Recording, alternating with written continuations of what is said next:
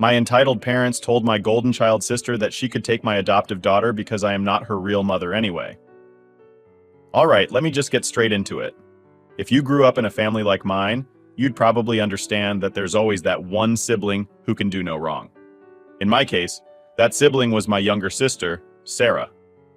Honestly, it's like my parents had already made up their minds when she was born that she was going to be the golden child. Meanwhile, I was stuck being the responsible one, the one who had to pick up the pieces whenever she messed up. Sarah always got away with everything.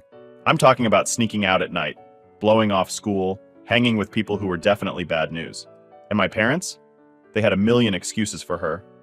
She's going through a phase, they'd say. She just needs to figure herself out. Meanwhile, if I so much as raised my voice, I'd get a lecture about respect and responsibility. It was exhausting. Things really started going downhill when Sarah was about 17. That's when she started getting really wild. She was going to these parties every weekend, sometimes with people way older than her. Honestly, I don't even think she knew half the people she was hanging out with. I'd see her sneaking back into the house at 3 a.m., barely able to stand, and my parents just turned a blind eye to it. She's young, they'd say. Let her enjoy her life. Well, that carefree life caught up to her. Not even a month after she turned 18, she got pregnant. And of course, it was by some random guy she met at one of those parties. She didn't even know his last name. It was one of those moments where I thought, okay, maybe now our parents will step in and make her face some responsibility. But nope, that's not how things went down. Sarah was freaking out when she found out she was pregnant. I mean, she wasn't ready for a kid. She could barely take care of herself, let alone a baby. The first thing she said was that she wanted to get rid of it. She was adamant. She didn't want to be a mom, and honestly, I can't blame her for that. But my parents? Well, they weren't having it. They're super religious and acted like having an abortion was the worst thing she could ever do. They pretty much forced her to keep the baby despite how much she protested. I remember overhearing Sarah once saying she'd just leave the baby on some random doorstep when it was born if that's what it took to get rid of it.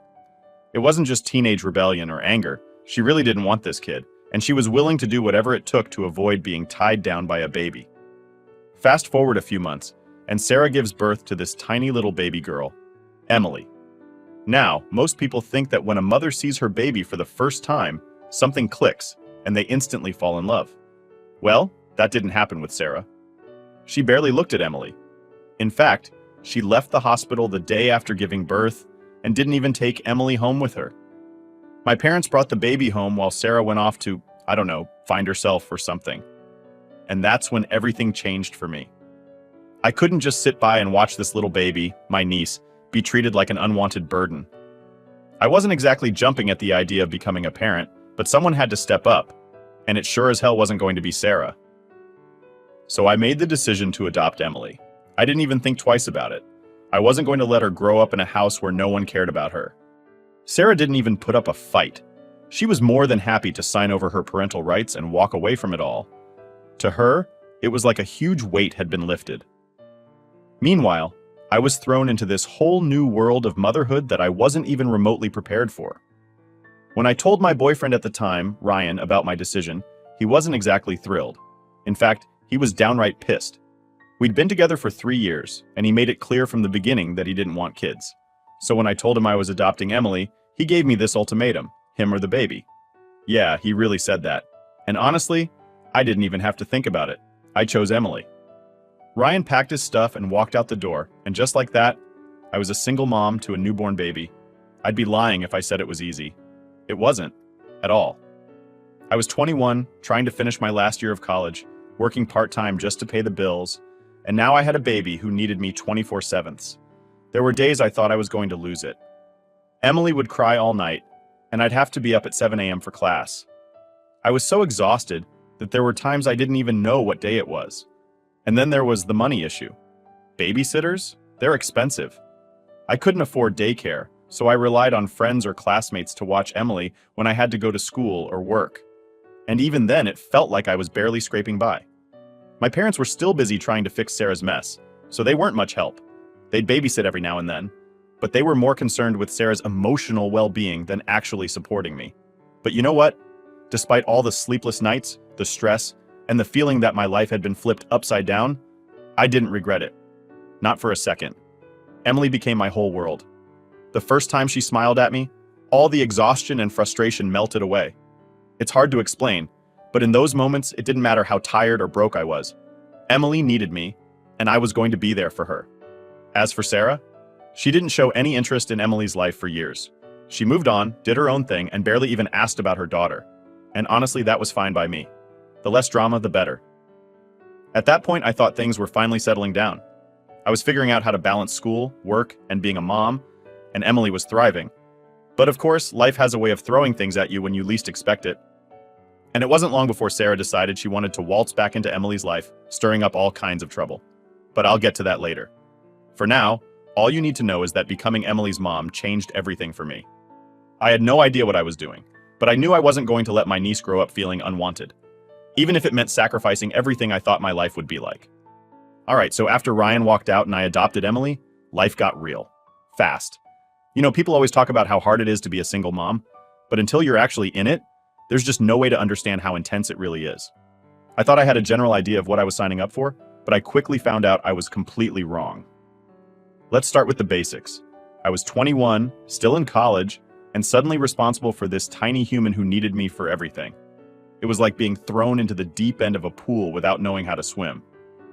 I barely had time to process the fact that I was now a single mom because every second was about keeping Emily fed, changed, and hopefully sleeping. And let me tell you, that kid did not like to sleep. Everyone told me, "Oh, newborns sleep a lot, you'll get some rest." Yeah, okay. Maybe other people's babies do, but Emily? Nope. She was the lightest sleeper in the world. The second I thought I could close my eyes for 5 minutes, she'd wake up crying. I swear, I got so used to functioning on 2 or 3 hours of sleep that it felt like a luxury. On top of that, there was school. I was in my last year of college, and dropping out wasn't an option. I had to finish, for both of us. But juggling full-time classes, homework, and taking care of Emily, that was a different beast. There were days I'd rush from a lecture to daycare to pick her up, then head to my part-time job, and by the time I got home, I was so exhausted I didn't even have the energy to cook. It felt like my whole life was just this constant cycle of feeding Emily, running to class, picking her up, working, and then doing it all over again. Honestly, it was like I was in survival mode. No time to think, just doing what I had to do to keep everything moving. The worst part wasn't even the lack of sleep or time. It was the isolation. My friends were off doing what normal 21-year-olds do, going out, planning for their careers, and talking about vacations or concerts. Meanwhile, I was up at 3 a.m. with a crying baby and a pile of laundry I hadn't touched in days. I tried to keep up with my friends at first, but the invites started to slow down. I mean, I don't blame them. It's hard to relate to someone whose life revolves around diapers and teething when yours is about internships and bar crawls. I think the moment that hit the hardest was one night when I got a group text from my college friends, all talking about this big trip they were planning for after graduation. A week in Cancun, sun, drinks, fun, everything I used to look forward to. And here I was, sitting in the bathroom with Emily in my arms, trying to get her to calm down after she woke up screaming. The reality of it all just kind of punched me in the face at that moment. That wasn't my life anymore, but as tough as it was, I was also starting to get the hang of it.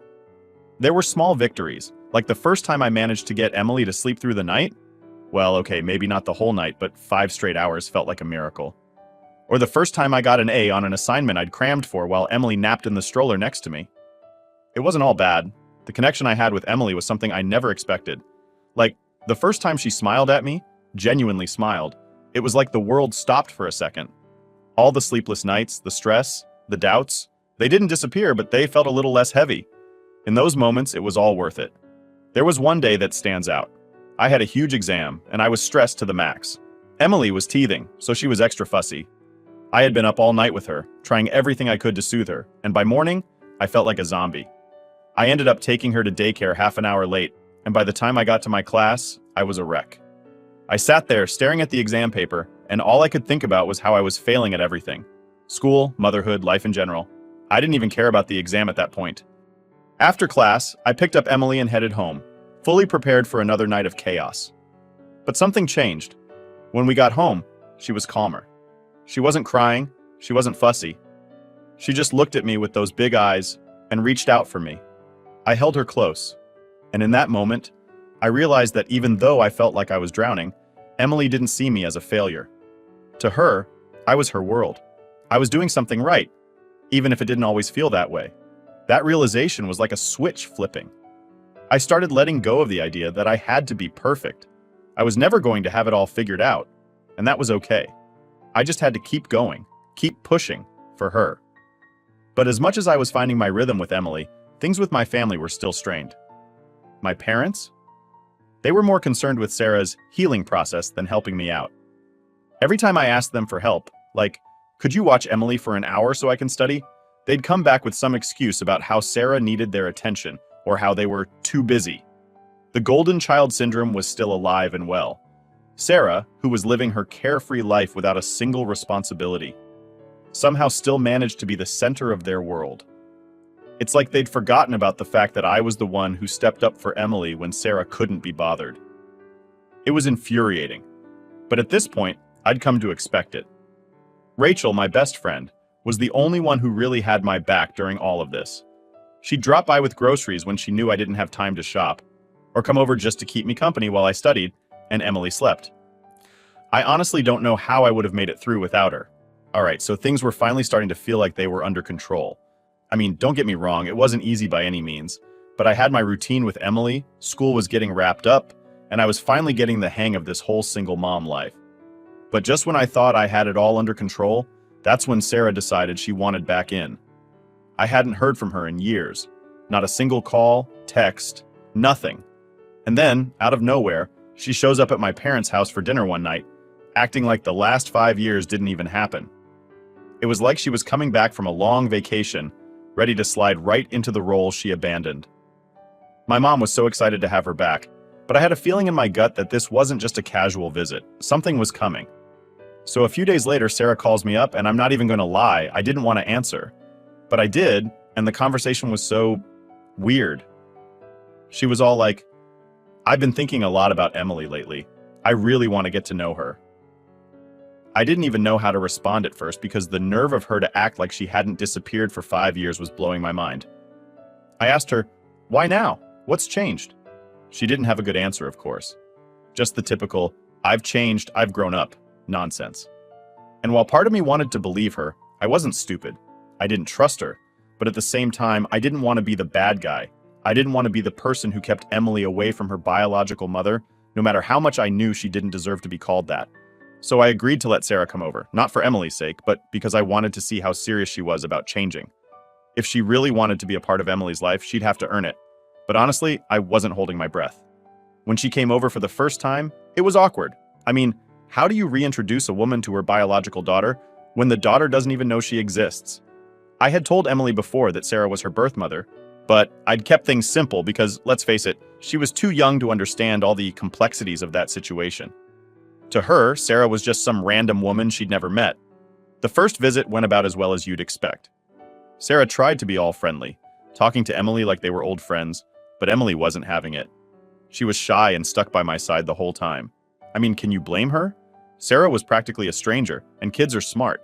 They can sense when something's off. But here's where things started to get weird. After the first visit, Sarah kept coming back, and at first I didn't mind. I thought maybe it would be good for Emily to at least know her biological mom, even if Sarah had bailed on us before. But Sarah wasn't just coming by for short visits. She was hanging around longer and longer each time. It was like she was trying to ease herself back into a role she had no right to. She started bringing Emily gifts, new toys, clothes, even expensive stuff like tablets and gadgets. I mean, I appreciate a gift as much as anyone, but it felt off, like she was trying to buy her way into Emily's life. Emily didn't even need that stuff. She was happy with her dolls and crayons. But Sarah just kept piling on the gifts, almost as if she was trying to impress someone. It wasn't about Emily at all. It was about her ego. Then, one day, Sarah drops the big question. "Do you think Emily could spend a weekend with me?" I froze. I didn't know what to say. I mean, this is the same person who didn't even want Emily when she was born, and now she's asking to play weekend mom? I told her I'd think about it, but inside I was screaming no. There was no way I was letting Sarah take Emily, especially when she hadn't proven anything to me. I needed advice, so I called up Rachel. She knew the whole situation and was pretty much the only person who saw through Sarah's act. When I told her about the weekend request, she was furious on my behalf. "She doesn't get to just waltz back in and act like she's some kind of hero," Rachel said. And she was right. Sarah hadn't done any of the hard work. She didn't stay up all night when Emily was sick or struggling to pay for daycare. She didn't raise Emily. I did. But my parents? Yeah, they were thrilled at the idea of Emily spending the weekend with Sarah. "It'll be so good for them to bond," my mom said, like that was the answer to everything. I swear it's like they just forgot the last 5 years ever happened. They didn't see the damage Sarah had done by leaving. All they saw was their golden child coming back, and they were ready to forgive and forget in an instant. The problem was, I wasn't ready to forget. And I sure as hell wasn't going to just hand Emily over to Sarah like she was owed something. I had to put my foot down, and I knew that wasn't going to go over well. When Sarah came over the next time, she brought up the weekend thing again. I looked her right in the eye and told her, "I'm not comfortable with that. You've only just started coming around, and Emily doesn't even know you yet. Let's take this slow." She didn't take it well, at all. She got all defensive, saying things like, "I'm her real mom. I have a right to spend time with her." That hit a nerve, and I snapped back. "You gave up that right the day you walked away." The look on her face? Pure shock, like she couldn't believe I was standing up to her. She stormed out of the house, and I thought, well, that's the end of that. But no, it wasn't. Not even a week later, I started hearing from my parents about how upset Sarah was, how she just wanted to make things right, and how I was being too harsh. I couldn't believe it. My parents, who had barely lifted a finger to help me with Emily, were now coming to Sarah's defense. It was like I was the bad guy in my own story. They were acting like Sarah was the victim here, and it drove me insane. It was clear now that this wasn't going to be a simple, let's reconnect situation. Sarah wasn't just back for a visit, she wanted something more, and I wasn't about to let her take what was mine. But the worst part? This was just the beginning. So, after Sarah's little meltdown at my house, I thought maybe she'd back off for a while. Maybe she'd realize that I wasn't just going to hand Emily over to her and that she'd have to earn her place in her life. But nope, that wasn't what happened. In fact, it seemed like things got worse after that. And this time, it wasn't just Sarah I had to deal with. It was my whole family. It started with my mom. Of course it did. She's always had a soft spot for Sarah, and even after everything that happened, she still saw her as this innocent little girl who just made a few mistakes. A few mistakes? Sarah basically abandoned her child for 5 years, but somehow that never seemed to register with my mom. She called me a few days after the blow-up with Sarah and went on and on about how Sarah's really hurting right now. I had to stop myself from laughing. I mean, Sarah was hurting? What about me? I was the one who had been raising Emily all this time. I was the one who sacrificed everything to make sure Emily had a good life. But of course, none of that seemed to matter. Mom kept pushing, telling me how I should give Sarah another chance, and how family is the most important thing. I'd heard that line a million times before, and every time it was just an excuse for Sarah's behavior. Family is important, sure, but that doesn't mean you get to walk all over people and expect them to forgive you just because you share the same last name. But the worst part? It wasn't just my mom. Soon enough, I started hearing from other family members too. My aunt called, and the conversation went pretty much the same way. "Sarah just wants to make things right," she said. "You should let her be a part of Emily's life." And then my cousin chimed in with the same nonsense, telling me how Sarah had changed and how it would be good for Emily to know her biological mom. It felt like a full-blown intervention. Suddenly, people I hadn't spoken to in years were coming out of the woodwork to give me their opinions on my life. And of course, none of them actually knew the full story. They didn't know what it was like to be up all night with a newborn, or to miss out on everything in your 20s because you had to prioritize someone else's life over your own. They didn't know how hard it was to juggle school, work, and raising a baby all on your own. But sure, they had plenty to say about what I should do. At first, I tried to be patient. I tried to explain to them that this wasn't just about giving Sarah another chance. This was about protecting Emily. I wasn't going to let Sarah swoop in now that Emily was older and act like she was the hero. She wasn't the one who had done the hard work. I was. But none of that seemed to get through to anyone. The more they pushed, the more frustrated I got. It wasn't even about Sarah anymore. It was about the fact that my family couldn't see the truth. They were so blinded by this idea of family unity and forgiveness that they didn't care about what was right for Emily. All they cared about was making Sarah feel better. Then came the ultimatum from my parents. I was sitting at home trying to enjoy a quiet night with Emily when my dad called. Now, my dad usually stayed out of the drama between me and my mom, so I wasn't expecting what happened next. "We need to talk," he said. His tone was serious, and right away, I knew this wasn't going to be a friendly chat. He started off by telling me how my mom was really upset about the whole situation with Sarah. No surprise there. But then he hit me with this. We've been thinking, and maybe it's time for you to consider letting Sarah have joint custody of Emily." I just sat there stunned. Joint custody? I couldn't believe what I was hearing. My own father was suggesting that I share custody of my daughter with the woman who abandoned her for 5 years. "Dad, you can't be serious," I said. "Sarah hasn't been there for Emily. I've raised her. She's my daughter." I know, he replied, like he was trying to calm me down. "But she's still Emily's mother biologically, and she's trying to make things right now." It was like I was talking to a brick wall. No matter how much I explained that Sarah had given up her rights as a mother, they just didn't get it. In their minds, Sarah was still Emily's mom, and I was the one standing in the way of a reunion. The whole conversation left me feeling drained. It was like no matter what I did, I couldn't win. My parents were always going to side with Sarah, and it didn't matter how much I had done for Emily or how hard I had worked. To them, Sarah would always come first. After that call, I started to pull back from my family. I just couldn't handle the constant pressure anymore. Every time I talked to them, it felt like they were trying to guilt trip me into giving Sarah what she wanted. And I wasn't about to let them make me feel like I was the bad guy for protecting my daughter. Rachel, thank God, was my rock during all of this. She kept reminding me that I wasn't crazy, that I was doing the right thing by standing my ground. "You're Emily's mom, not Sarah," she'd say. "Don't let anyone tell you otherwise." But as much as I tried to stay strong, the stress was getting to me. I started having nightmares about losing Emily, about Sarah coming in and taking her away. I'd wake up in a cold sweat, my heart racing, and it would take me a few minutes to calm down and remind myself that it wasn't real. But the fear was still there, lurking in the back of my mind.